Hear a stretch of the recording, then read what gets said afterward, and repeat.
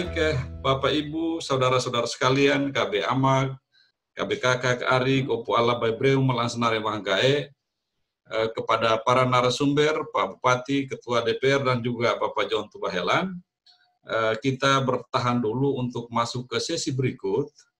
Ada beberapa penanggap, nanti akan saya kasih kesempatan, tetapi untuk merelaksasi suasana kita yang sudah berjalan dalam materi yang begitu bagus, kita akan menghadirkan satu konten hiburan. Kita memberi kesempatan kepada Amag, Rafael Raran, dan kru yang ada di Desa Balaweling yang sudah mempersiapkan diri jauh-jauh hari untuk ada bersama kita di Epori ini. Kita akan menikmati suguhan gambus klasik dengan Sole Karo Lolon yang akan dimainkan oleh Bapak Rafael, didukung oleh Kepala Desa dan beberapa orang lain di Desa Balaweling. Tites Bangkae mengkonsentrasikan pikiran perasaan Tite. Tentu di musik ini juga ada pesan-pesan kebudayaan, ada nilai-nilai yang disampaikan buat Tite Bangkae yang ada di Epori ini. Bapak Rafael, kami persilakan.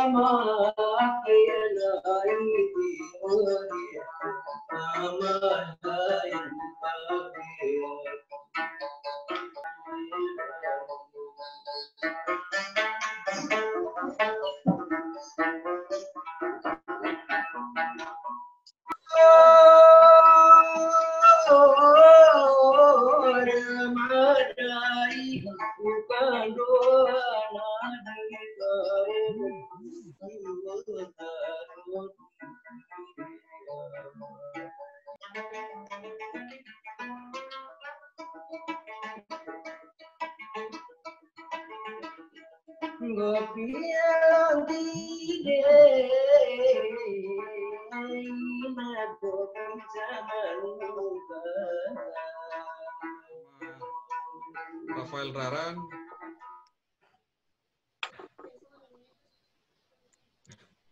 Nama Rafael Raran bersama Bapak Desa dan juga kru yang ada di Balaweling. Dengan sangat menyesal, kami harus menghentikan hiburan ini karena kita maklumi keadaan di bawah tanah juga kendala jaringan dan lain sebagainya. Pohon para peserta Inak Ama KKRI Mewahangkai memaklumi, tetapi kita juga perlu memberi apresiasi yang sebesar-besarnya buat Ama Rafael Raran dan juga Bapak Desa bersama kru yang ada di Desa Balaweling untuk mempersiapkan dan apapun keadaannya, hal ini baik untuk kebersamaan, menambah kedekatan kita secara batinia di Ori ini. Baik, kita masuk ke sesi yang berikut. Saya akan memberikan kesempatan kepada para penanggap. Kesempatan pertama saya berikan kepada Dr. Carolus Kopomedan untuk memberikan tanggapan terhadap presentasi yang sudah disampaikan oleh tiga narasumber. Kepada Bapak Carolus Kopomedan, waktu dan kesempatan kami berikan. Silakan, Bapak Carolus. Sebelumnya minta maaf, Bapak Carolus, kita tetap fokus pada persoalan yang kita diskusikan, tetap pada konteks yang kita diskusikan, untuk bisa di akhirnya nanti kita bisa menyimpulkan sebuah hal baik untuk kepentingan kita ke depan. Silakan Bapak Dokter, waktu dan kesempatan kami serahkan. Ya, baik. Selamat malam untuk kita semua. Inak Ama, Kakak Arik, Opuk Alap, Bai Breu Wahanka yang go pengembat Tongabrol. Terkhusus yang go hormati Bapak Bupati, Bapak Wakil Bupati dan jajarannya yang dengan sangat bersemangat untuk menghadiri pertemuan ini. Yang gue hormati pula Bapak Ketua DPRD yang juga ikut mengambil bagian dalam diskusi pada malam hari ini. Inak Ama Kakak Arik Opuk Alap Wahanka yang ikut terlibat di dalam diskusi ini yang juga gue sangat hormati. Pertama-tama saya patut mengapresiasi semangat yang ditonjolkan atau ditampilkan oleh Bapak Bupati, Ketua DPRD dan seluruh jajarannya untuk menyikapi persoalan yang terkait dengan lembaga adat desa. Memang diskusi-diskusi yang kami lakukan pada beberapa kesempatan yang lalu itu sudah banyak membicarakan tentang hal ini, dan awal pembicaraan itu terkait dengan persoalan perang tanding Tubak Belu Bukit Raya Lowatana yang selama ini dan belakangan ini terus terjadi, sehingga kemudian muncul gagasan dari Apwari ini untuk mencoba mengangkat eksistensi dari lembaga adat ini untuk ikut terlibat dalam menyelesaikan persoalan-persoalan yang terjadi di luar tanah. Tentunya tidak menutup kemungkinan keterlibatan dan peran serta lembaga penegak hukum untuk ikut menyelesaikan persoalan ini. Tetapi satu hal yang penting untuk kita diskusikan itu adalah soal kehadiran keterlibatan lembaga adat ini dalam menyelesaikan persoalan. Dan tadi sudah disampaikan bahwa selama ini sudah ada upaya-upaya untuk meningkatkan eksistensi dari lembaga adat ini. Tentunya berdasarkan regulasi dari pusat, kemudian diturunkan sejumlah regulasi terutama di Kabupaten Flores Timur sendiri. Tadi sudah disampaikan ada sejumlah perda yang dihasilkan untuk menjadi landasan pijak ke lembaga adat ini.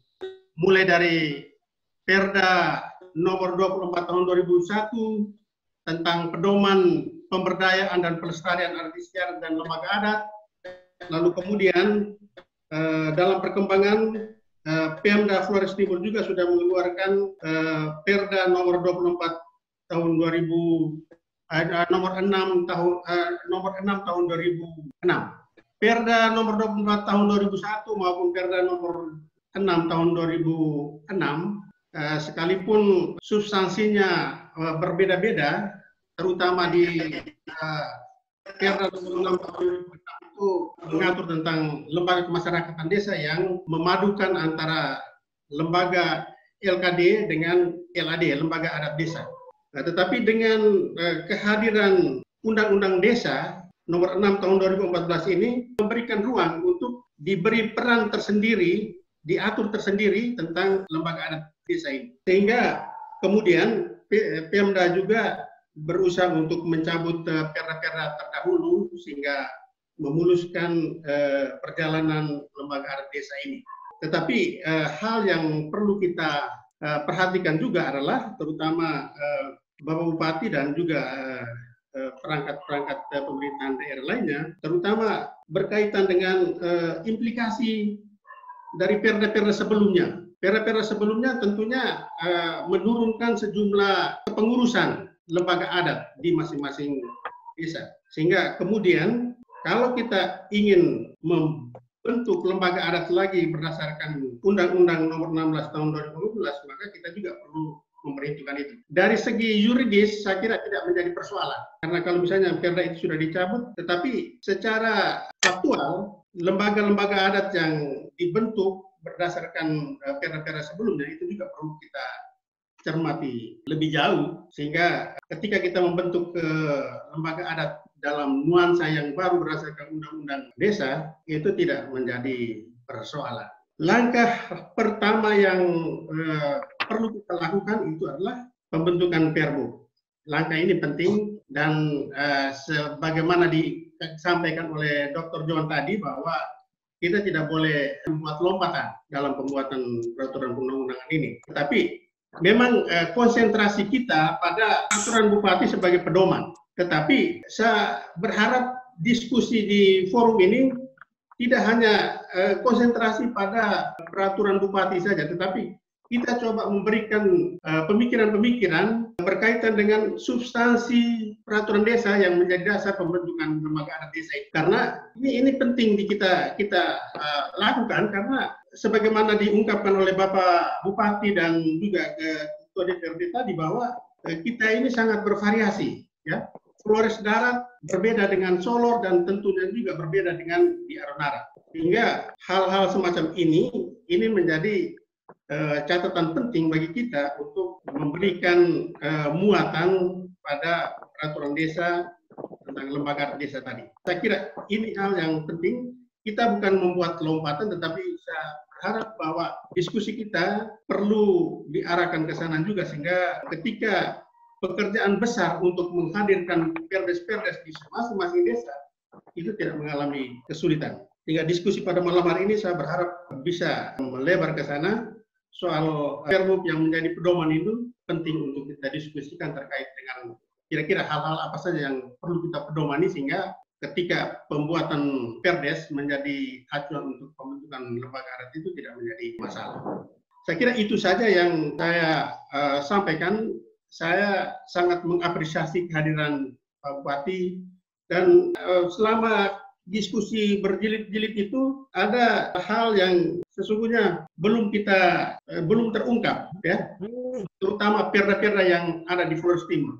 Selama ini kita hanya membicarakan tentang Perda nomor 24 tahun 2001 tentang pedoman pemberdayaan dan pelestarian adat istiadat dan lembaga adat, tetapi ternyata ada Perda nomor 6 tahun 2006 tentang lembaga kemasyarakatan yang menggabungkan antara lembaga adat dengan lembaga kemasyarakatan yang lainnya. Kebetulan juga Bapak Bupati dan Ketua DPRD bersama perangkatnya ini hadir di sini, sehingga kita juga perlu mendapatkan informasi-informasi yang berkaitan dengan keberadaan lembaga adat di sejumlah wilayah di Flores Timur itu, baik di Flores Darat maupun Solor dan Adonara. Mungkin di Flores Darat tidak terlalu masalah, tetapi yang paling bermasalah adalah di Adonara, karena Adonara itu sangat bervariasi. Bagian Ileboleng, terutama kelembagaan-kelembagaan adat itu, yang paling dikenal itu adalah soal Tarandek, Taramanan, dan macam-macam. Sementara di Adonara bagian atas, di pedalaman, itu tidak mengenal hal semacam itu, sehingga pedoman ini juga menjadi acuan, sehingga kita perlu secara hati-hati untuk merumuskannya. Jangan sampai kita merumuskannya kemudian mengekang kebebasan dari masing-masing desa untuk membentuk sesuai dengan karakteristiknya masing-masing.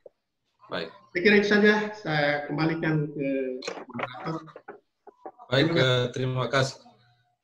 Ya, terima kasih untuk Bapak Karolus Medan. Selanjutnya saya memberikan kesempatan kepada penanggap berikut. Kita ajak orang dari Mataram, Bapak Dr. Edward Zili, diberi kesempatan untuk memberikan tanggapan terhadap presentasi yang disampaikan oleh para narasumber. Silakan Bapak Edward Zili. Terima kasih Pak Moderator Bung Rudi Tokan.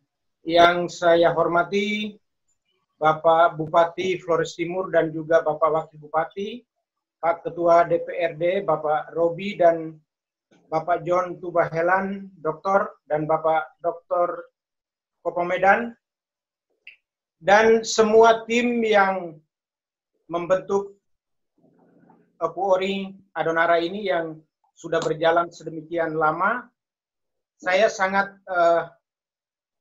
bersukacita karena pada malam hari ini bisa berdiskusi dengan tokoh-tokoh penting di Flores Timur yang membahas sebuah hal yang menurut saya sangat krusial, karena peraturan yang kita akan gagas, yaitu peraturan Bupati ini yang sudah disampaikan tadi, memang menjadi salah satu solusi penting dalam menjawab problem yang ada di masyarakat, khususnya masalah ya konflik ataupun juga perang ataupun juga sengketa-sengketa pertanahan dan juga sengketa-sengketa lainnya. Dan ini menjadi kerinduan dari setiap anak-anak Lobotana yang ada, bahwa kita punya kerinduan untuk Adonara ataupun juga Flores Timur umumnya itu ingin sebuah kedamaian hidup, ya.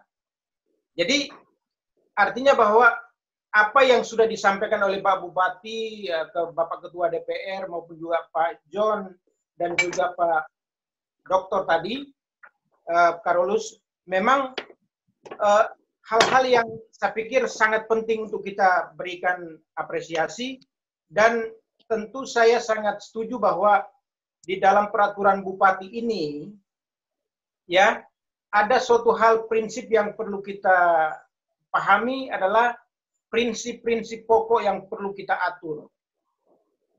Nah, prinsip-prinsip pokok seperti apa yang akan kita atur dalam peraturan Bupati nanti? Pertanyaan klasik satu yang menjadi sesuatu yang sederhana tetapi perlu kita garis bawahi itu adalah apa itu lembaga adat? Nah, ini pertanyaan yang kadang-kadang sederhana sekali, tetapi ini mencakup apa yang akan kita atur di dalam peraturan bupati nanti. Karena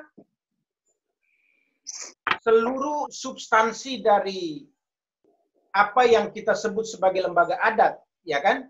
Apakah institusi-institusi adat yang ada di setiap wilayah adat atau lewo itu menjadi lembaga adat? Misalnya saya contohkan, apakah yang kita sebut sebagai lembaga adat itu termasuk dengan pemimpin suku, pemimpin lewo, atau lango beleng, atau lango adat, atau nubanara, atau ike koat, atau apa yang sebenarnya ingin kita berikan definisi tentang lembaga adat tadi. Nah, ini menjadi sesuatu yang sangat penting nanti di dalam pengertian-pengertian yang akan kita bahas nanti. Walaupun ini menurut saya sangat teknis, tetapi perlu kita pikirkan dari semua pemikiran masyarakat dan semua kaum intelektual. Ada banyak pemikir-pemikir dari Undana, juga dari Jakarta. Semua kita berpikir sehingga pada saat implementasinya nanti, itu langsung klop. Artinya di tingkat peraturan bupati sudah selesai, maka substansi-substansi yang sudah disampaikan dalam diskusi sebelumnya di dalam meramu peraturan desa juga sudah siap semuanya. Sehingga perlu memang sangat penting untuk juga seperti Pak Dr. Carolus tadi mengatakan bahwa memang penting juga kita kemukakan hal-hal yang terkait dengan peraturan desa yang nanti akan muncul dalam diskusi kita ini. Sehingga ini yang kita harapkan melahirkan peraturan desa yang punya nilai daya ikat yang sangat kuat, yang akan menjawab setiap permasalahan-permasalahan yang ada di wilayah kita di Flores Timur. Nah, terkait dengan lembaga adat ini, hal-hal yang perlu kita pikir adalah tentang kesakralan dari tempat-tempat adat. Nah, ini yang misalnya kita libatkan tadi, ada diskusi sebelumnya, misalnya Atamua. Nah, Atamua ini perlu kita masukkan di dalam peraturan bupati atau nanti misalnya cukup diatur di peraturan desa. Tapi menurut pendapat saya, Atamua ini karena tidak ada di dalam struktur adat, sebaiknya kita muat di dalam peraturan bupati. Sehingga nanti penjabarannya lebih mudah di tingkat peraturan desa. Nah, itu adalah hal-hal yang menurut saya sangat penting. Kemudian terkait dengan kedudukan lewo. Nah, ini kedudukan lewo yang notabene ada beberapa desa yang bukan di situ tidak ada nubanara, tapi hanya desa saja. Nah, bagaimana mengakomodir tokoh-tokoh adat yang ada di situ? Karena dia berasal dari misalnya lewo yang sebelumnya, yang pemekaran, sehingga substansi dari atau eksistensi lewo yang sesungguhnya itu tidak ada di desa itu. Nah, itu juga perlu kita pikirkan, sehingga apakah dia bergantung kepada lewo sebelumnya atau dia merupakan bagian khusus tersendiri yang perlu dipikirkan oleh peraturan di tingkat bupati ini untuk menjabarkan spesifikasi yang demikian. Nah, itu adalah hal-hal yang menurut saya sangat penting untuk kita pikirkan. Nah, untuk sementara begitu dulu. Terima kasih, Bung Rudi. Saya kembalikan. Pak Rudi. Baik, terima kasih Bang Esu. Saya juga ngomong nih. Kita ke penanggap berikut. Ada Pak Bernard Tukan. Waktu dan kesempatan kami berikan. Terima kasih moderator. Suara saya bisa? Bisa, Pak Bernard, bisa. Silakan Pak Bernard. Yang terhormat Pak Bupati Flores Timur, Bapak Wakil Bupati, Ketua DPR, dan Pak Sekda, narasumber singkatnya semua yang ikut dalam acara ini yang saya hormati. Pertama, saya memberikan apresiasi terhadap Apuring yang sudah menggagaskan atau melaksanakan kegiatan ini, karena hemat saya ini pergumulan kita sudah sejak lama. Tanggapan saya setelah mengikuti pembicaraan sejak awal, itu ada dua kata kunci, yakni transformasi dan integrasi.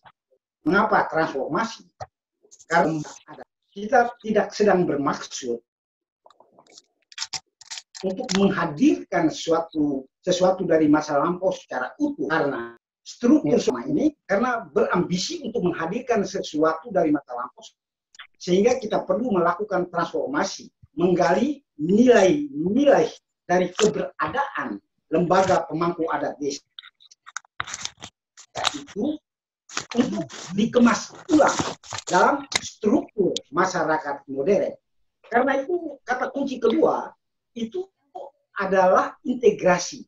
Jadi bagaimana nilai-nilai itu masih baik perbuk maupun di tingkat desa berupa perdes mengintegrasikan nilai-nilai atau peran-peran luruh lembaga pemangku adat dalam struktur kekinian. Tadi Pak Bupati mempertanyakan, apakah kita siap menerima, kalau saya formulasi dengan bahasa lain, satu kondisi masa lampau pada kondisi hari ini.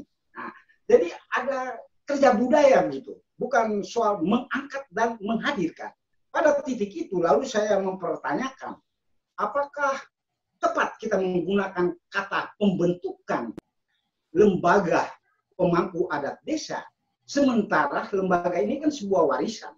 Apa mungkin ada istilah lain yang lebih pas? Barangkali kata pemberdayaan itu oke. Karena soal transformasi dan integrasi itu ketemu dengan istilah yang dipakai oleh Bapak Ketua DPR, revitalisasi dan restrukturisasi. Berkaitan dengan transformasi nilai, tertarik dengan wacana hal yang diangkat oleh Pak Bupati soal bagaimana keberagaman lembaga adat desa, karena Lama Holot itu memiliki banyak varian dari segi bahasa, banyak dialek. Nah, pada titik itu, maka dalam upaya transformasi itu kita mencari homogenitas, kesamaan dasar dengan memperhatikan varian. Nah, kalau tidak dia akan bias kepada kelompok tertentu atau lembaga adat di wilayah tertentu dan terabaikan. Karena kita mau menghasilkan perbuk untuk seluruh Flores Timur. Saya kira sementara untuk itu, tapi saya sangat bersemangat untuk berdiskusi ini. Nah, istilah KRI, kerja belum selesai, belum apa-apa. Kita baru mulai. Nah, jadi tidak segampang memformulasikan sebuah regulasi seperti tadi juga sudah dikatakan. Dia perlu sebuah kajian, dia perlu paper note, dia perlu makalah akademik yang menggagaskan hal-hal yang perlu diintegrasikan ke dalam regulasi itu. Saya kira cukup sekian dulu karena memang ini diskusi. Saya kembalikan. Terima kasih, mohon berkenan. Baik, terima kasih Pak Bernard Tukan, guru bahasa Indonesia aku dulu dia sama Peratiran Podor. Selamat malam Pak Bernard. Baik, kita ke penanggap yang berikut, Bapak Willem Betansonga. Bapak Willem, waktu dan kesempatan kami serahkan. Selamat malam Rudi sebagai moderator. Saya malam hari ini sedang melewati satu situasi yang menyenangkan dalam diskusi yang panjang. Oleh karena itu secara khusus saya menyapa Bapak Bupati Flores Timur. Selamat malam. Termasuk Bapak Wakil dan jajarannya, dan juga Ketua DPR. Diskusi pouring yang begitu panjang. Sebenarnya hari ini sudah sampai pada sebuah titik, meskipun kita masih ada dalam beberapa variabel yang berbeda. Tapi minimal dari pernyataan Pak Bupati, didampingi oleh Wakil dan jajarannya, dan Ketua DPR, saya berkesimpulan bahwa niat baik pemerintahan daerah Flores Timur sedang ingin membuat sesuatu yang lebih baik di Flores Timur. Memang gagasan seperti ini ketika didiskusikan, dia selalu menimbulkan berbagai pemikiran, berbagai gagasan. Tapi saya ingat tadi apa yang saya Pak John Tuhelan tadi dari aspek demokratisasi. Demokrasi itu hanya soal bagaimana keikutsertaan semua pihak. Dan Apuoring ini sudah mencoba ya, apalagi dengan istilah Apuoring itu sudah kita maknai sebagai sebuah tempat bahwa anak Peking kalau duling paling. Tapi na tobo ukung kodak ni na malasare, na telawatana gere, maring bela lawatana. Yang malam hari ini konkretnya adalah Bapak Bupati dan Ketua DPR. Kami si ini Apuoring, kami tobo uku, melawatan dan taya nak meni. Kira-kira aku toraran tidak bisa uku ada supaya tak lawatan dan malasare. Atas dasar itulah malam hari ini kita bisa harung tobo mupuin dan hampir pasti kelihatan kesepakatannya bahwa tadi dari ya DPR ini kan nalan kayak makan mereka ini yang kodak ini calon narak gitu sudah sampai pada tahap mengatakan bahwa kalau ada perda sebelumnya kita cabut saja. Itu sebuah hal yang harus saya hormati ya. Dan tentunya dengan pemikiran ini kita masih berhadapan dengan beberapa pemikiran. Saya coba ikuti dua pembicara terakhir. Kakak itu Edward, saya benar belum kenal ya, di Bali ya. Di Mataram. Oh di Mataram ya. Oke, selamat malam, Ari. Selamat malam Bapak. Ya. Nah, saya suka karena sebuah kecemasan dalam menghadapi satu perubahan itu wajar. Tetapi bahwa yang ada sedikit kecilannya kan sedikit semacam terminologi yang kita berikan ya, seolah-olah pernah ada, tidak ada, atau ditiadakan dan dibuat yang baru. Sebenarnya tidak ada. Yang ada adalah yang ada itu efektif tidak yang pernah dibuat. Secara regulasi, kalau lahir satu regulasi baru, betul dia ingin mengevaluasi regulasi yang lama, efektif tidak gitu. Jadi kita tidak juga mengcounter regulasi itu. Tapi dengan pernyataan ketua DPR ini, aku anggap orang malas naden tuh, nah kami cabut saja lah. Ini hanya soal persepsi, tapi tidak ada yang salah. Saya suka. Tapi yang dimaksudkan adalah kita harus merevitalisasi, bukan kita merubah apa yang sudah ditetapkan oleh regulasi. Karena apa yang sudah ditetapkan regulasi ini kan tidak evaluasi itu tidak efektif. Karena pedomannya kembali ke pedoman. Hari kemarin saya ingat betul. Pedomannya memang karena tidak jelas waktu itu, dia langsung ke Perda. Kalau langsung ke Perda, sehingga Perda itu membuat sebuah regulasi yang dia fanatis untuk semua keadaan sosial masyarakat. Tidak menjembatani perbedaan. Oh, tidak nih nolongin lawatan dan toto, tapi ini tidak lawatan nih. Kan gitu, tadi sempat dibayangkan, saya mengerti. Dan itu hanya bisa diselesaikan dengan kesepakatan. Di tempat nanti tidak lawatan dan toto, numero dan toto, dari landasannya sekarang kita untuk mereka ke depan tak ngaku. Jadi ini difasilitasi pada waktu kita mensosialisasi Perbu untuk menghasilkan Perdes. Ini yang gue selalu bicara bahwa tantangan Titiwangga yang memiliki perhatian perlautannya sebetulnya ada di wilayah bagaimana mensosialisasi Perbu. Tapi minimal kalau menurut gue ini dengan pernyataan Pak Bupati, Ketua DPR, ya omong wakil Bupati, anak kayak kamu ya. Saya sebagai juga orang tua sudah punya kemauan baik. Nanti mari pergi kalau memang mau itu supaya jangan menimbulkan dualisme, ya kalau ada perda dicabut aja supaya jangan ada pertentangan. Karena pertentangan orang akademisi dan orang yang non akademisi dia berbeda. Tapi kalau mau cabut aja.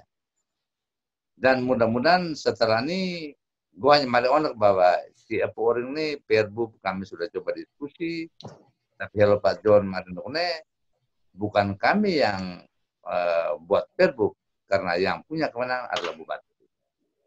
Jadi tinggal berkomunikasi mari onak melah, onak melah nanti kalau Perbu ini sudah segera kita eksekusi, mungkin tugas berikutnya tidak sosialisasi dulu.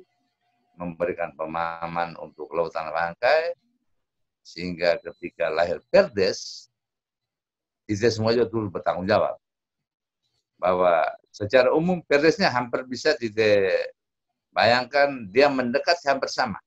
Tetapi ada variasi-variasi tertentu yang harus diperhatikan. Nah, dengan begitu mungkin tidak terlalu banyak hal yang saya sampaikan, tapi saya sekali lagi menyampaikan ucapan terima kasih untuk Pak Bupati yang Wakil dengan jajarannya, Ketua DPR dan berbagai Bangkai, bahwa malam ini saya menemukan ada niat kita bahwa Lautan ini, nah data pihak ditutup di hulu tidak macam ini, itu secara moralitas kita tidak bertanggung jawab. Dan karena itu kita harus bekerja dan kita berbuat sesuatu. Barangkali untuk sementara, karena Rudi ini dia punya cara pandang ke saya itu kadang-kadang agak mengganggu saya. Tapi ya sudah, saya kembalikan saja. Oke, selamat malam, bilang enggak? Baik. Malam. Baik, selamat malam Bapak William, selamat malam. Ya. Selamat malam. Selamat malam. Baik. Kesempatan berikut saya berikan kepada orang Flores Timur yang ada di Sidoarjo. Malam hari ini ada Pak Hakim, Pak Ahmad Petansili, kesempatan kami berikan. Selamat malam. Assalamualaikum warahmatullahi wabarakatuh. Salam. Ini menurut Bangkai yang gue hormati Pak Bupati Flores Timur, Pak Ketua DPR, Pak Wakil Bupati, Pak Sekda, Pak John Tubahelan selaku pemateri, dan Kakak Ari Bangkai, Opo Ala Melantunaknya yang gue hormati. Saya menangkap apa yang disampaikan oleh Pak Bupati tadi. Itu di poin-poin awal presentasi itu saya melihat beliau sebagai bupati. Tapi di akhir-akhir presentasi beliau itu saya melihat sebagai pemimpin, lebih ke arah sana poin-poinnya. Jadi saya membayangkan Flores Timur ini seperti sebuah negara. Pak Bupati, Pak Anton Hayon, teman saya ini, Pak Agus Boli, beliau berdua ini adalah pemimpin besar di negara Flores Timur ini. Karena itu sekarang ini saya coba bahasa tadi akhir-akhir presentasi Pak Bupati itu bicara tentang kendala-kendala psikologi. Mungkin sudah jelas arahnya kemana itu, apa yang disampaikan Pak Bupati tadi. Maka seperti saya katakan, ibarat seorang pemimpin besar, dia punya aparatur, pemimpin-pemimpin kecil di semua pelosok. Karena itu, saya berpikirin soal Perbup ini, kalau saya melihat dari lebih ke soal teknis. Tetapi bagaimana dia ini konsep yang bukan sekedar lata kita ini membentuk, karena hobi banget bangsa ini membentuk lembaga, bukan ke sana maksud saya. Tapi tanggung jawab pemimpin, saya hanya mau mengingatkan tentang kenapa Pak Harto itu berhasil. Kita anggap berhasil membangun negara ini karena tiga poin penting itu dia pakai skala prioritas yang kita kenal dengan trilogi pembangunan. Yang pertama itu stabilitas. Saya kira Orde Baru. Tidak semua Orde Baru punya ajaran itu, jelek. Stabilitas. Baru dari stabilitas baru kita bicara tentang pertumbuhan ekonomi. Baru pemerataan kan ini. Itu konsep dasar. Dan saya kira selama Orde Baru konsep itu dipakai. Maka saya berharap Pak Bupati konsep itu juga yang dipakai. Itu makanya saya katakan tadi di akhir-akhir poin Pak Bupati itu sudah bicara tentang sebenarnya persoalan sudah dipahami oleh Pak Bupati, tapi kendala-kendala psikologis di masyarakat kita sendiri itu PR kita bersama. Tetapi pemimpin, saya kira solusi menurut saya kepada Pak Bupati selain Perbup ini, saya kira itu kita semua sudah sepakat. Tetapi saya tidak percaya kalau ketika sosialisasi nantinya saya berharap bahwa ini jadi sosialisasi itu hanya diutus manusia-manusia turun ke ratusan desa itu. Sebaiknya Pak Bupati ngundang semua datang kumpul di kantor daerah, mau kepala desa, mau tokoh adat, semua panggil, nyatakan bahwa ini semacam pendelegasian wewenang. Karena bagaimanapun juga kondisi sebagus atau sejelek apapun Flores Timur ada di Bupati, tanggung jawab Bupati. Karena itu kalau mau berhasil ini saya memberi pemikiran sebagai teman, undang mereka, nyatakan bahwa ini pendelegasian wewenang. Sebenarnya ini tanggung jawab saya sebagai Bupati, tapi saya serahkan kepada pemimpin-pemimpin di desa, di seluruh pelosok Flores Timur ini. Andalah kehadiran Anda di desa adalah kehadiran saya. Sehingga dari situ orang mau pakai nama lembaga apapun, ini nilai yang diperjuangkan saya kira akan berhasil. Tentu Pak Bupati punya tanggung jawab. Tapi dengan memberi kepercayaan kepada orang-orang itu semua, undang mereka datang bicara, ajak bicara yang seperti Pak Bupati ngomong.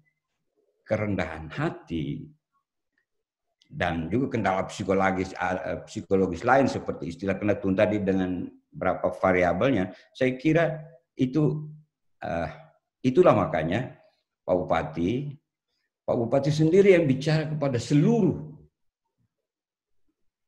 tokoh adat, tokoh masyarakat, pemerintah dari seluruh pelosok Flores Timur, ajak mereka datang di satu tempat, sosialisasi langsung dari Pak Bupati. Karena saya khawatir kalau sosialisasi oleh staf-staf itu hanya bicara prosedur membentuk lembaga, angkat orang, duduk. Tapi rohnya, karena kita bicara ini stabilitas. Saya tidak perlu menggunakan bahasa yang lain. Karena itu sudah paten dalam Orde Baru yang kira-kira kita bisa ambil.